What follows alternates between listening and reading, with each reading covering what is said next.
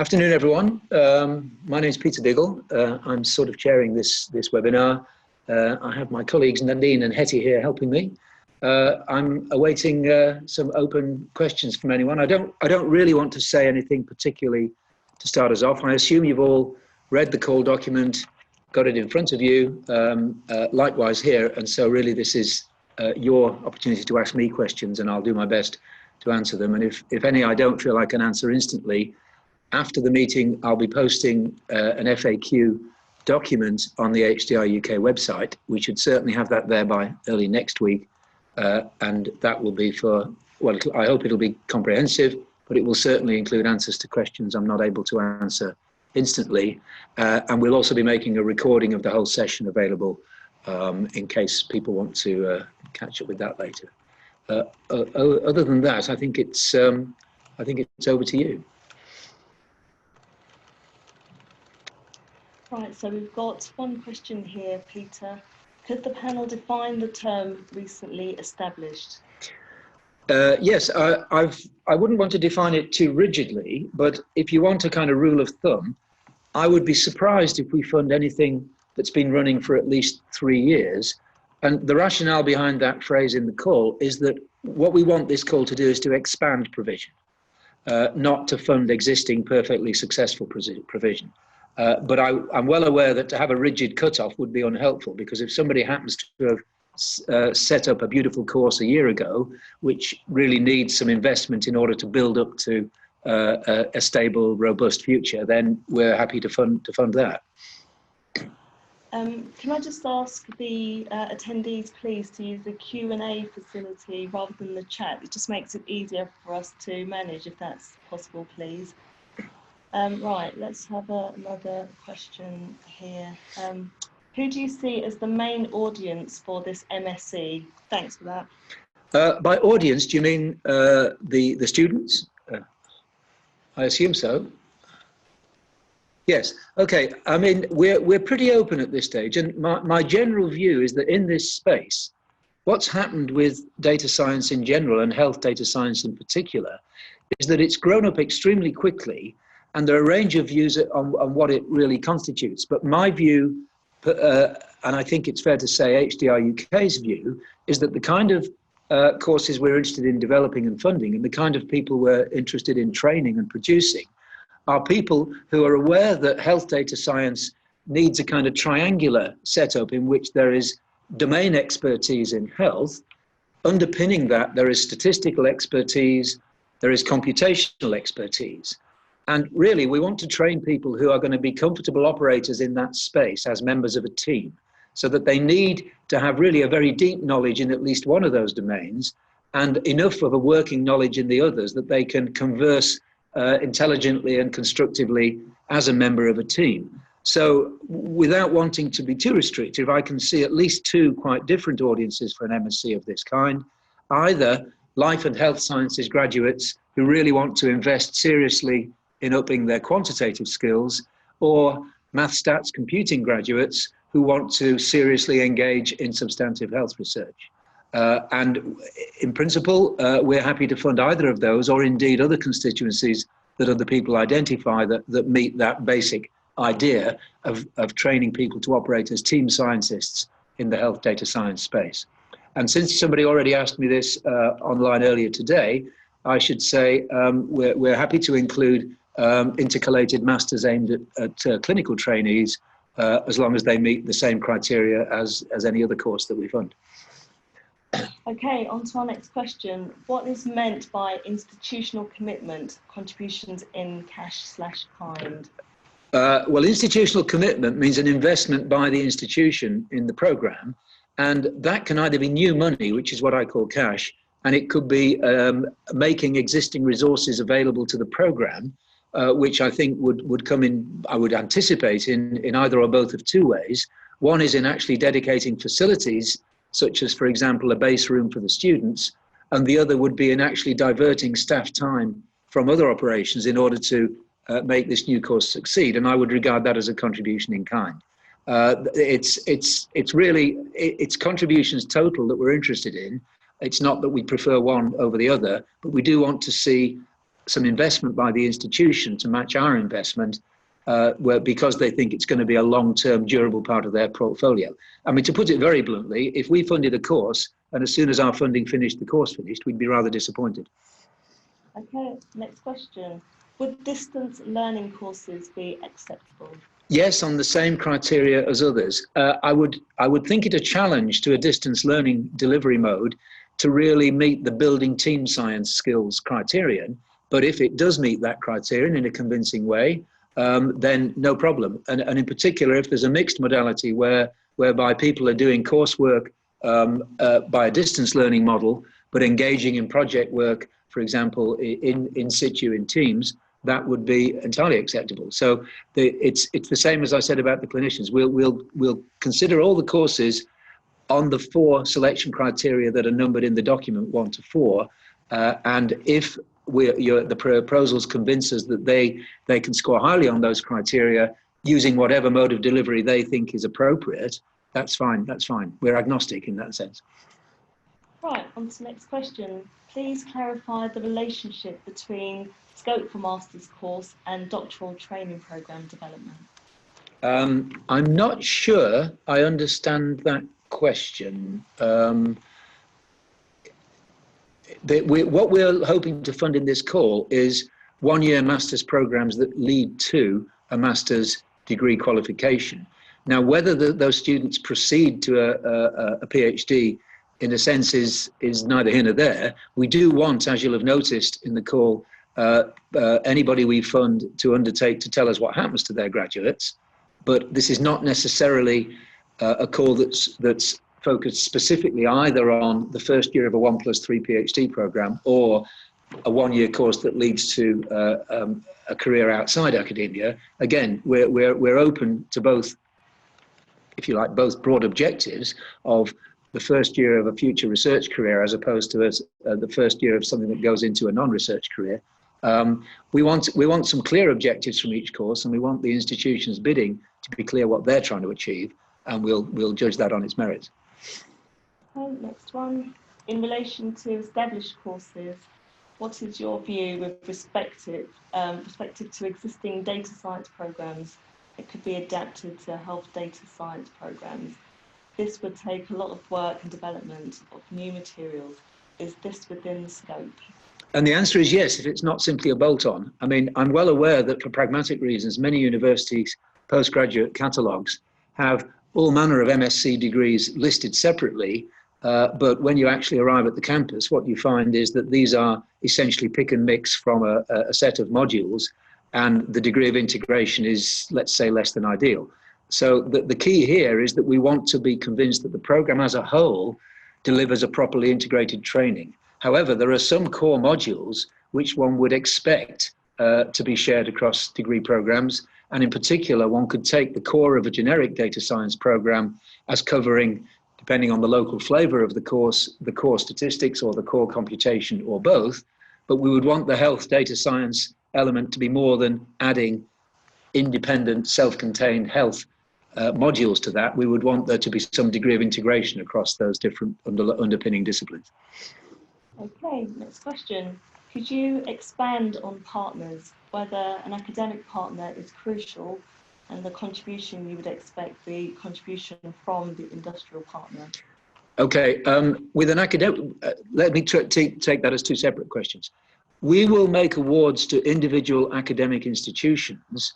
They can make their own arrangements to subcontract some of the work to another academic institution if they want to deliver the program in a consortium mode. And again, we're agnostic on how many academic institutions are involved in the delivery of the program, as long as the model is convincing. And, you know, there are many reasons why some consortia work better than others. And one of the obvious ones is the degree to which the consortium members are geographically adjacent or remote. But provided we're convinced that the program is good on its own terms and meets our criteria, whether it's being delivered by one or more academic institutions, we really don't mind. But we will want to work contractually with a single institution, which will be the lead institution, and they will subcontract. Now, the partner, we specifically do want some involvement from a non-academic partner. Now, I deliberately say non-academic rather than industrial. So anything that basically is not a university is an eligible partner. It could be in the public sector, the private sector, it could be in the charity area, whatever. I mean, one, without wishing to presume, I mean, there's a very obvious partner spread around the country in the NHS in this space, but certainly we're open to any partner that has an interest in this space. And it's basically to indicate that we do wish this to be, to some extent at least, thinking very positively about the career track of the people on the programme. And I'm the last person to say that an academic career is not a noble profession, but we are looking to be a bit wider than just that. Thank you. Next question. What about flexibility in funding for part-time study, for example, fee only? My feeling, I did think quite a lot about this because I did have advance notice of it, and I wrote a provisional answer, which I think I'll probably stick to, but I will reflect over the weekend, which is that if somebody's studying part-time, I would want them to be basically funded for fees and stipend pro rata. In other words, I don't particularly want to fund degrees which rely on students taking all their private time to do their studying, but admirable though that is, if no funding is on offer. If somebody is committing half their time to the programme, I would want us to fund a half stipend. Great. Next question. How many courses are you looking to fund? I'm fairly neutral on that, but there are some parameters. The scheme has an overall budget envelope, and therefore the number of courses we fund will depend on how many studentships we allocate to each course. Because I want this to be a way of giving new courses a robust foundation to build on, I would be, I think, surprised if we would fund anything that had less than 5 studentships attached to it. I would be probably equally surprised if we had more than 10 students attached to it per year. And there's a bit of wriggle room, of course, because to some extent that depends a little bit on how much of the cost of those studentships is contributed by the institution as opposed to all on the HDR UK grant. Next question, you may have answered this already. If you're funding a single MSc only. No. We're the scale of the operation is such that I think we would be very disappointed if we don't fund at least 4 programs. Okay, right. I'll try and read this out as it is.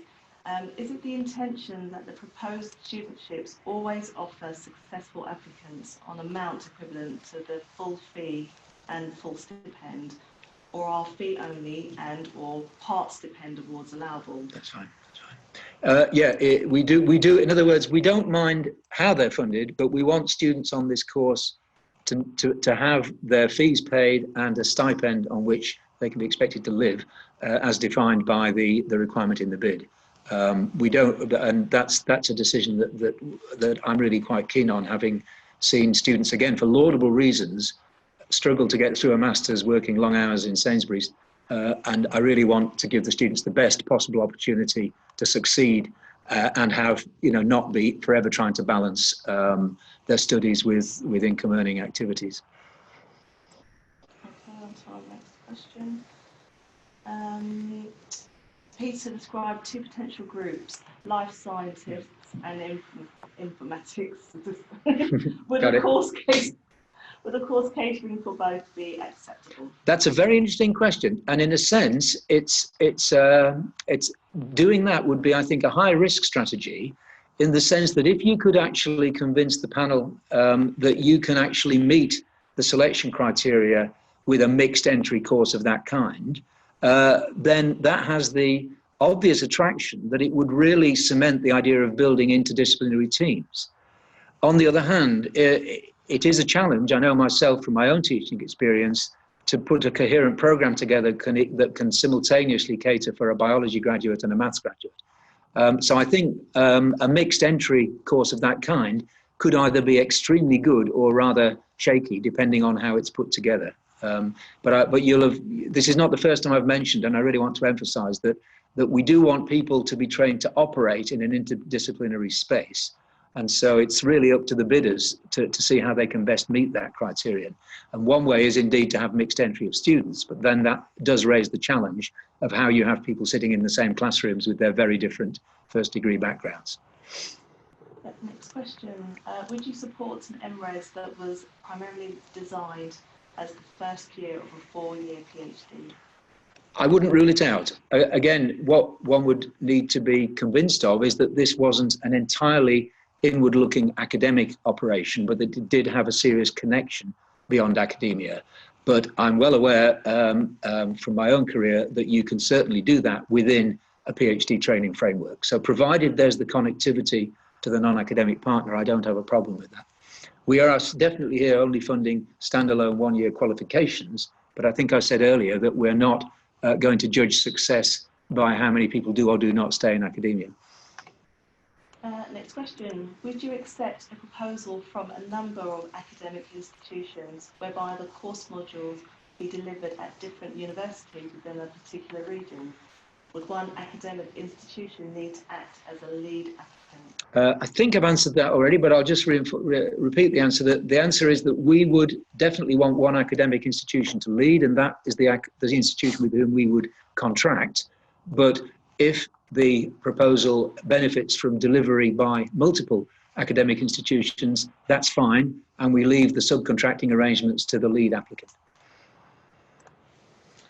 Right. I've been asked to speak up a bit louder, so I'll try. The funding that is available, £30,000 startup plus £270,000. This will fund a very limited number of students over 3 years with fees and 14,000 stipend. Is that correct? Well, 90k per year, depends how expensive your university fees are, does seem to me to translate to something like 4 or 5 studentships per year. And as I said earlier, I think we would want courses we fund we want the funding envelope to fund somewhere between 5 and 10.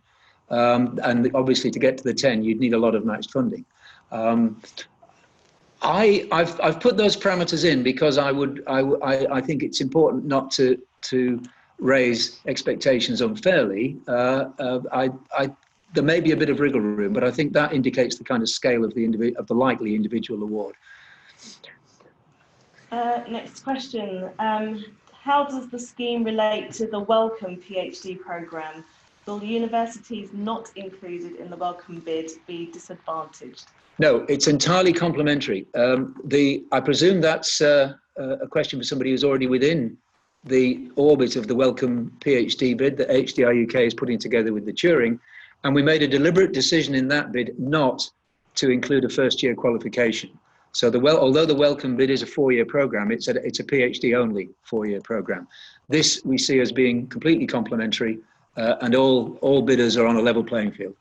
I mean, the corollary to that, of course, is that whilst, as I've said already, we're happy to consider funding bids whose primary focus is academic and whose graduates may well go on to PhD work, we definitely would want the portfolio to include master's courses which are, if you like, much more vocationally oriented. Okay, next question. Please advise on any expectations on the balance between proportion of taught versus research placement components. Okay, I'll start my answer by saying I was asked a similar question in a slightly different form earlier today, and what we would not fund is a teaching-only qualification like a PG DIP or a PG Cert. Whether we fund an MSc, which in most disciplines seems to amount to something of the order of 2/3 taught, 1/3 research project, or an MRes, where I think the balance has to be more like 50-50 or even more heavily weighted towards the research component, we'd be happy to fund either. Next question. How strict is the funding period for the first entry in 2020? Would a soft launch of the new programme in 2019 be an advantage? Would it be fundable under the call? I'm happy to keep an open mind on that when we see what bids come in. That I had originally hoped that all of the studentships would be available for 2019, but for a variety of reasons, the call was only ready to go out at a point where I thought really we're already really a bit late in the 2019 recruitment cycle.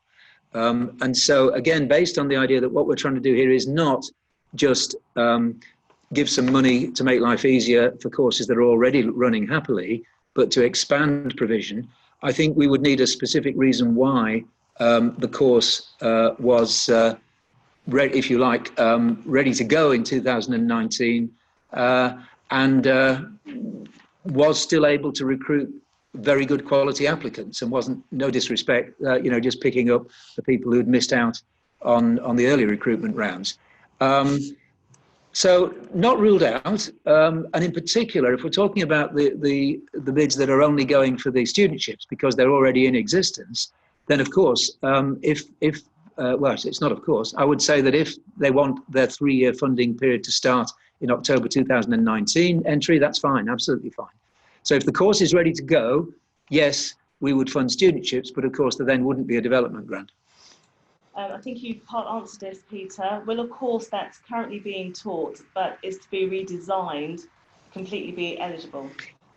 Yes, I don't want to make a legalistic distinction between a new and existing course, but anything that's shortlisted, there will be, as I think it's been made clear, an interview with the selection panel. And where a course is basically, you've said completely redesigned, so one could say, well, that's a new course. But if it's based on existing courses but with substantial modifications, we'd want to sort of quiz the bidder on the nature of those modifications and whether indeed this was perfectly reasonably maintaining an existing core but adding substantially something that's very much focused on the aims of this core. That's fine. So you have to make the case, and the case for utilizing existing modules is, I think, easily made as long as they're not dominating the program. Next question. You mentioned a quantum of circa 5 to 10 per year. Do you therefore envisage 15 to 30 studentships with matched funding over the 3 years of the grant? Well, that arithmetic sounds all right to me. Yeah, this is a one-off call, and apart from the possible issue of dealing with courses that are already on the way to sustainability but not yet, and who might therefore say they only need 1 or 2 years of funding, that the arithmetic seems fairly inescapable, actually. I'm not very good at doing sums in my head, but I had thought earlier today when I was having a discussion that we were looking to a total of more like 40, but I'll check my arithmetic. Next question. Would you expect an annual report on course progress and student feedback, etc., once the programme starts? Yes. Again, we haven't yet worked out exactly what that would be. We would want it to be unburdensome, but we would really like feedback sooner rather than later on what happens to our graduates in particular. Right, but at the end of our questions in the Q&A, please feel free to send us some more. We'll give you a few minutes. Mm-hmm.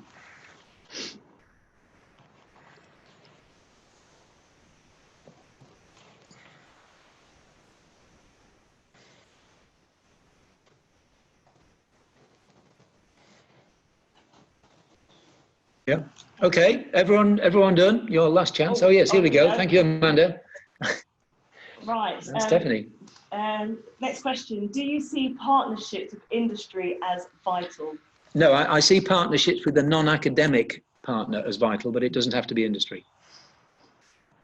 Next question. Please could you expand on what you mean by director's fund on the budget template? We assume this is linked to the training fund to support direct costs incurred by students on the programme, but is there anything in particular you expect us to include? Yes, that's exactly what it means. The most obvious element of an expense that a student might incur in a programme of the kind we want to fund is travelling between the academic and non-academic partners. Depending on the nature of their project, there may be a very specific need for paying for a data source or conceivably a piece of equipment. We would certainly, in this day and age, expect all students to be owning and using their own laptop at the very least. And I deliberately wanted to leave that open because I know from my own experience that sometimes you can get a lot of value out of small sums of money that can be unlocked at the stroke of a pen rather than having to ask some third party for an exception to a current contract. So it's there to give some flexibility on things directly related to the students' costs incurred in doing the best possible job on their projects primarily, but conceivably also in the connection with their coursework. Again, if travel is involved in that, in a consortium arrangement, for example. Right, next question. Are you okay with additional fee-paying students being recruited onto the programme? Yes, we have requirements that we've gone into quite a lot today and are in the document on the conditions under which students who are HDI UK badged are operating in terms of their fees and their stipends. The course, we assume, would be open to whomsoever the university wishes to recruit to it. So we make a purely formal distinction between students who we are funding, who we would call HDI UK badged, but other students on the course inevitably, and indeed we hope, will come in considerable numbers, because the idea, again, based on my own experience largely, is that if you can get external funding to get a course started, the success of the course and its graduates is one of your best marketing strategies. And in a few years' time, you would be getting direct applications from people who are either self-funding or who had other sources of funding. So we would very much welcome the idea that the student cohort would grow beyond the directly funded component of it. Right, Peter, I think you've partially answered this, but I'll do it again for any latecomers. Yeah. Could you define the term self-sustainability? This person's reason for asking is that they wish to identify which of their new and proposed master's programmes might qualify for HDI UK support on that basis.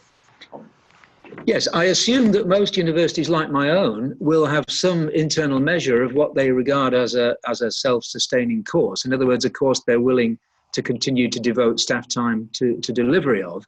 And as I think I said in answer to the previous question, my own experience and that of a number of people I've talked to is that when you start a brand new course, it's hard to recruit numbers in the first instance without some kind of funding foundation to attract the most able students. But as the course develops and grows a reputation, it becomes easier. So self-sustainability means that the course is not being queried by the bidding institution as being financially not worth the effort that's being devoted to it. Right, next question. Would you accept an application from an established programme seeking to attract more applications from a particular group of entrants? I think if the course is well established in the sense that we've discussed earlier, i.e. it's been running for, say, 3 or more years, and the numbers of students are such that the university is happy to keep in its portfolio, I think, frankly, that would be a very big stretch. So I'm pretty close to saying a flat no to that. Next question. What is the extent of involvement from the non-academic partner? Is it for provisional of data projects or more? No rigid criteria. I would expect that the most obvious role would be in project provision and potentially joint supervision and provision of facilities for the project to be undergone. I wouldn't necessarily expect, but we would certainly welcome a financial contribution, just as any university operating on its own would, if that's the way things go.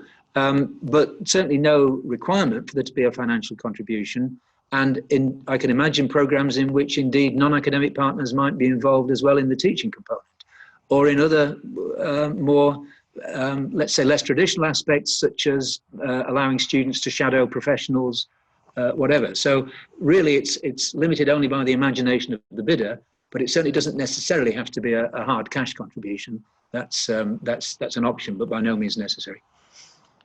Right, would HDR UK be involved in selecting students for funding? No, if we give you an award, we trust you to recruit the best students, and your annual report will tell us how well you've done that. But we would certainly not want to be engaged in selecting individual students. Right, next question. If we had an existing data science course and we wanted to develop this into a health data science MSc, what would you expect to be the critical components needed from the health side, i.e. clinical input, medical, bioinformatics, NHS, etc.? I have no specific restriction on the substantive content. So whether it's clinical or biomedical or population health or health services or whatever, that's not the point. But the point is, what I would want, the key thing is that the kind of program we want to fund is one that integrates substantive health science with the traditional disciplines of data science, which are primarily, in my world, statistics and computing, rather than simply bolting on one or more health modules to an existing stats computing focused course. It's the integration that's critical. Whether it's at the molecular end, the population health end or the clinical end is for local bidders to decide where their strengths are and their goals. Right, that's the end of our questions at the moment. Once again, if you'd like to submit your questions, you need a few moments, please do.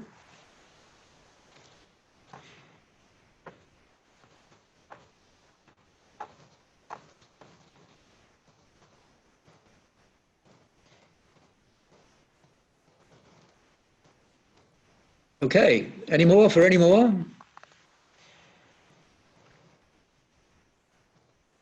Okay, well, that's kind of it. Let me just say that I have no problem with individuals emailing me anytime between now and the submission deadline if they've got a specific question that crops up and hasn't been answered. And indeed, we've now got another one. So will there be opportunities for feedback on bids?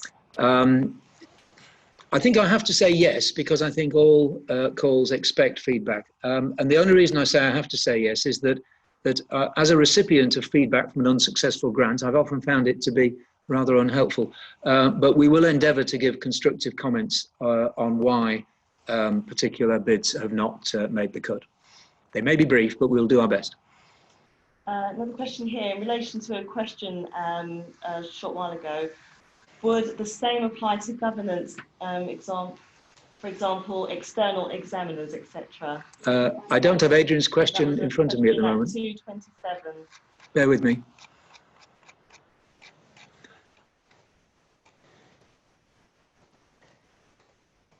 No. Well, once we give a contract to the university, we assume that the university governance applies. We would not wish to interfere with that.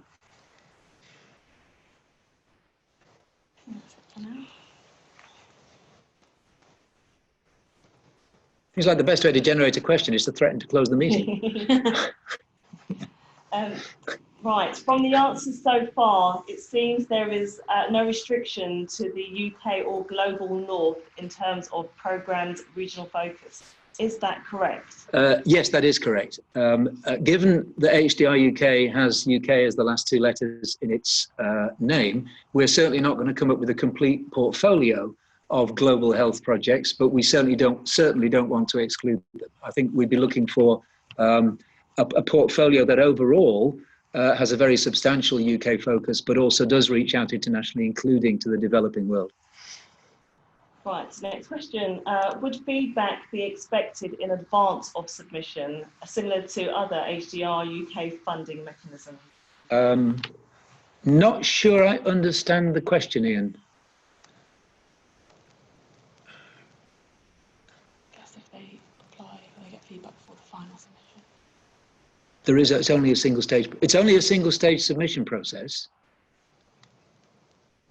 Do elaborate if I'm missing the point, Ian.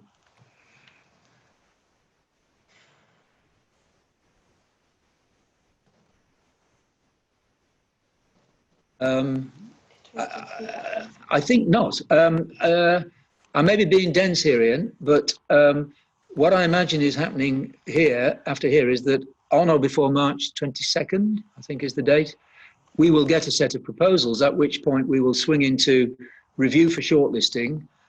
We will then inform the shortlisted bids that they should be ready to attend on the 17th of April for an interview, and we'll give them an indication of the format of the interview. We'll endeavour to give feedback. No, we will give feedback. I'm just not confident of how extensive it could be. We'll give feedback to the unsuccessful bids at that stage. And then after the 17th of April, again, we'll give feedback to the unsuccessful bids at the interview stage. And that's the process. And at that point, the successful bidders swing into action for their development and or recruitment.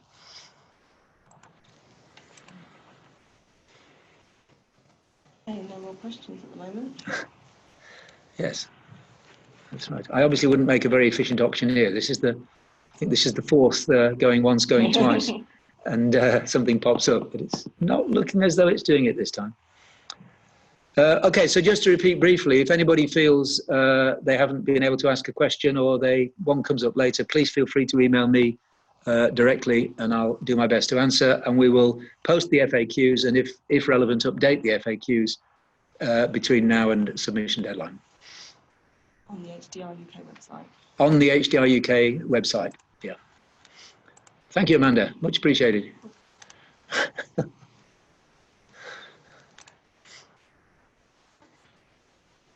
Okay. All good.